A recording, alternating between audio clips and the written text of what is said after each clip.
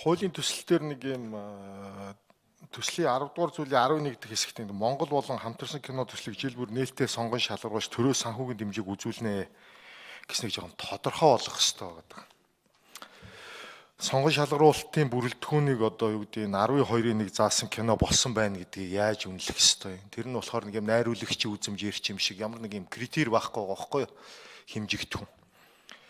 Тэр энэ дээр дахиад нэг юу болчих واخ л та түрүүн бас энэ гişүүд яриад энэ жидүүшигч гэдэг юм уу эсвэл одоо соёлын яамн танилтай ч юм уу тийм хүмүүс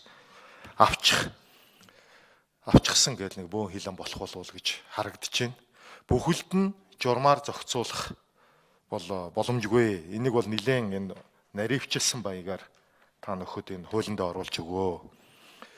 Яамн танилтай хүмүүс авчаад байна гэсэн бөөн хилэн морох бах. Тэгээд бас энэ оролцогч талуудаас нь заавал оролцуулах тал дээр энэ хуулиндаа тусгаж өгмөр байгаа тийм. Кино хийдэг хүмүүс нь, үздэг хүмүүс нь, санхүүжүүлдэг хүмүүс нь гэдэг олон нийтийн хяналтыг оруулж зохицуулах талаас нь тэгээд шалгаруулад шийддэг талаас нь хуулийн дээрээ зааж өгөө. Журмаар хийх дээр зэрэг одоо тэгээд завхрал руугаа явчих болов гэж харагдаж байна. Хоёрдугаар асуудал бол энэ ерөнхий бодлогын хүрээнд бол бид нар энэ кино урлаг тэгээд энэ урлагийг дэмжих чиглэлд бол энэ зохиогчийн эрхшийн хуулийг нэлээд сайн чангаруулж оруулж ирэх хэрэгтэй байгаа. Чулуусаа да. Танаа яамны одоо хийх ёстой ажил байгаа. Кинон хөрх юм ингээд хамаг өр зээлээ тавиад одоо хамаг хөрөнгө оруулалтаа оруулаад хүч хөдөлмөрөө зарцуулаад 2 жил хийгээд гаргасан кинон нээлттэй хийж амжаагүй 2 хоноод интернетид тавигдчихдаг. Тэгээ гаргаа тавьсан хүмүүс нь ямар ч хариуцлага тооцогдоогүй байдаг. Энийг бол одоо манай энэ соёлын салбарынхан бол онцгой бас анхаарч энэ хуулийн дээр ажиллаараа бид нар бас тусдсан болно энэ дээр чинь. За 3 дугаар асуудал нэгэнт энэ соёлын яамтай болсных та нөхдөс бас нэг ганц юм гуйчмаар байна. Бид нар одоо бүгдээрээ Холливуудыг мэднэ, Болливуудыг мэднэ. За тэгэл одоо Каннын кино наадам, за Торонтогийн кино наадам гэдэг. Энэ наадмууд бол арилжааны кинонууд ордоггүй. Цэвэр нийгмийг одоо чиглүүлэх, өөдөн татах, ухамсартанд хандсан улс үндэстнийхээ онцлогийг тусгасан ийм кинонууд явдаг шүү дээ.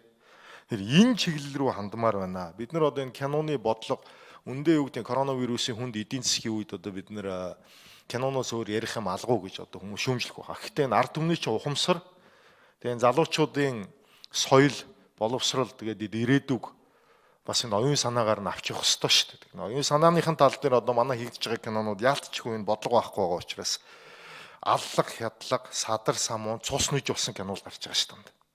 Univision нэгээд эсвэл Sky Media нэгээд тэр промо суугийг харалт. Дан буу сэлэм, хар тамхи, аллах, хядлага хүчин. Тийм гараад байгаа байхгүй. Тэгэхээр киноныхаа энэ ийм чиглэлийг одоо гаргахаа болсон юм бодлогыг бол дэлхийд даяар явуулж байгаа шүү дээ. Ер нь бол миний одоо ажил сурж исэн Канада улс жишээ нь Netflix гэж дэлхийд даяар гардаг энэ видео контентуудаас аллах хүчирхийлэлтэй кинонуудыг бүгднийг хасцсан байдаг байхгүй. Бидний үзэх дуртай No Pagadi эсвэл одоо нөгөө Маша и Медведь гэдэг одоо нөгөө нэг юмнууд байна шүү дээ, тий? Google-тэнүүд. Эсвэл Том Jerry гэдэг байдгүй шүү дээ.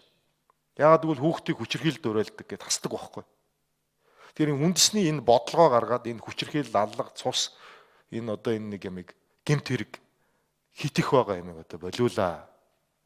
Бас бодлого гаргаж байгаа бол энэ дээр бол бас та бүхэн онцгой анхаараарай гэж хүсье. Тэгээд ажлын хэсгээр саяхан хэлсэн саналуудыг оруулж ирээрэй гэж хүсье. Баярлалаа. За, цэм өгцөг шүү.